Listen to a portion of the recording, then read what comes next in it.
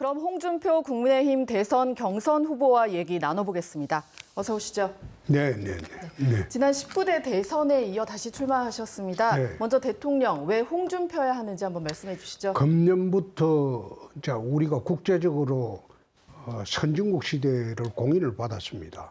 그럼 선진국 시대가 되었으면 정치, 경제, 사회, 문화, 대북, 외교, 국방, 안보 모든 부분의 국가 체제를 지금 개혁을 해야 됩니다. 그래서 그 개혁을 하려면 강력한 추진력과 미래를 보는 통찰력이 있는 사람이 대통령이 되는 게 저는 맞다는 생각입니다. 네. 그래서 제가 됐으면 좋겠다 그런 말씀입니다. 네. 최근 여러 여론조사에서 상승세를 보이고 있습니다. 국민의힘에서 여론조사 선두를 달리고 있는 윤석열 후보랑 대립각을 세우고 계시는데요. 네네. 경선 승산 얼마나 있다고 보시는지 또 경선 구도 어떻게 보시나요? 지금 윤석열 후보가 이제 내리막길을 걷고 있고 저는 올라가고 있죠. 모든 선거에서 올라가는 사람과 내려가는 사람의 선거 패턴이 이루어지면 올라가는 사람이 이깁니다. 지금 이제 후보께서는 올라가고 계신 그렇습니다. 걸로 보시고. 예. 지난 19대 대선 결과를 보면 당시 홍 후보께서는 전국 득표율이 24%였습니다. 그런데 전북에서는 3.3%에 그쳤는데요.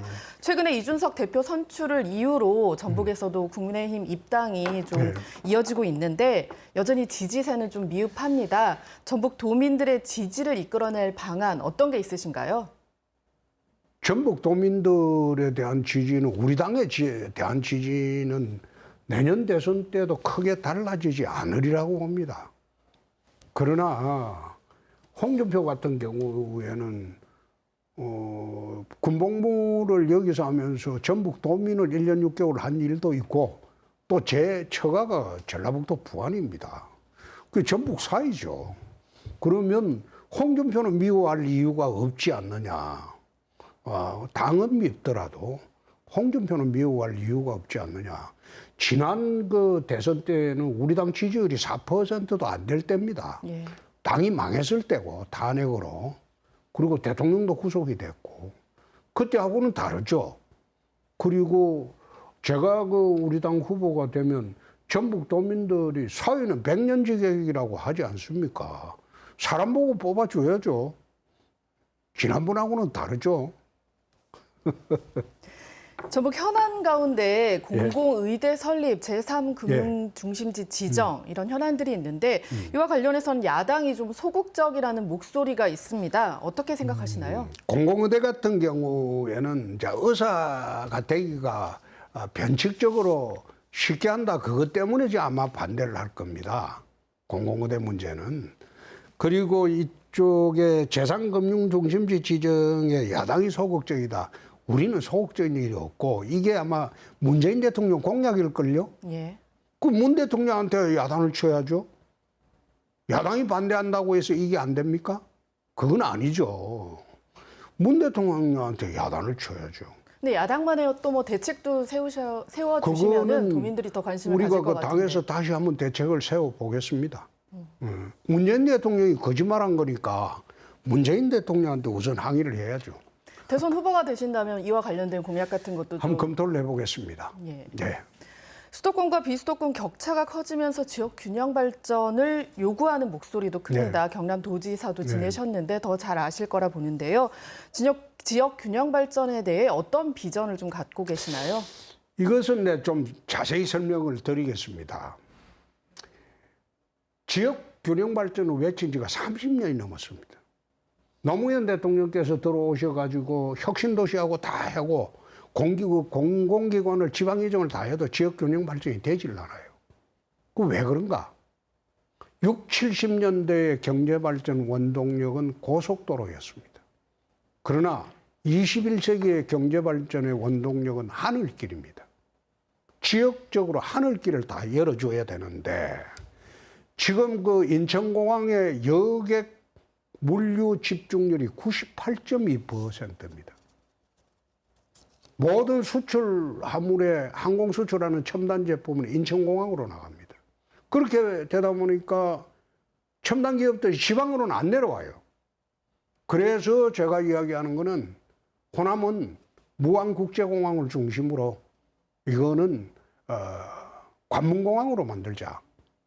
그리고 영남에는 가덕도 신공항도 만들고 거기다가 또 TK 신공항은 충청하고 그 다음에 TK하고 묶어서 천만이 사용하게 하자.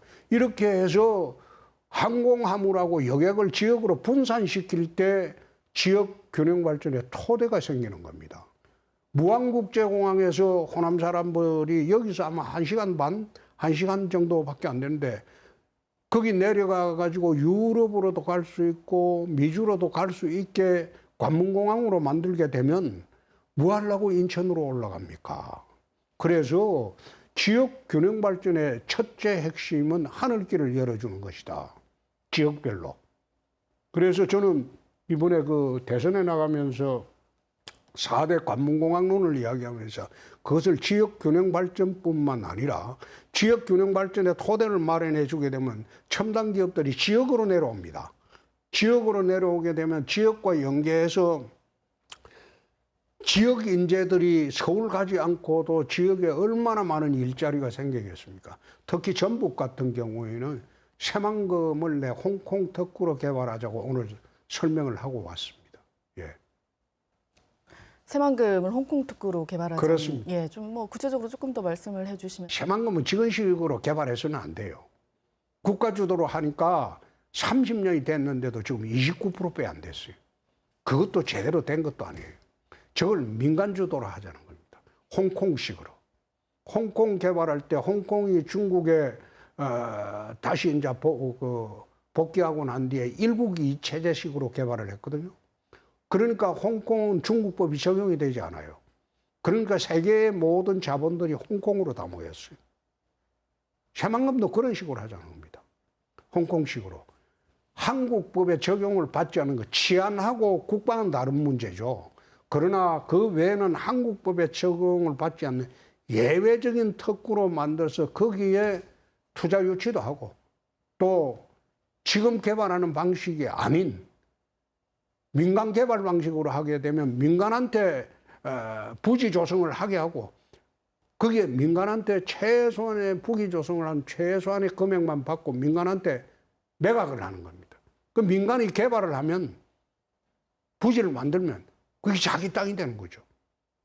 그런 식으로 개발을 해야지 새만금이 10년 내 70만 인구가 집중될 수 있는 국제적인 신도시로 될 수가 있다. 그걸 오늘 내 기자실에 가서 발표를 하고 왔습니다. 네, 예. 오늘 말씀 고맙습니다. 고맙습니다. 네.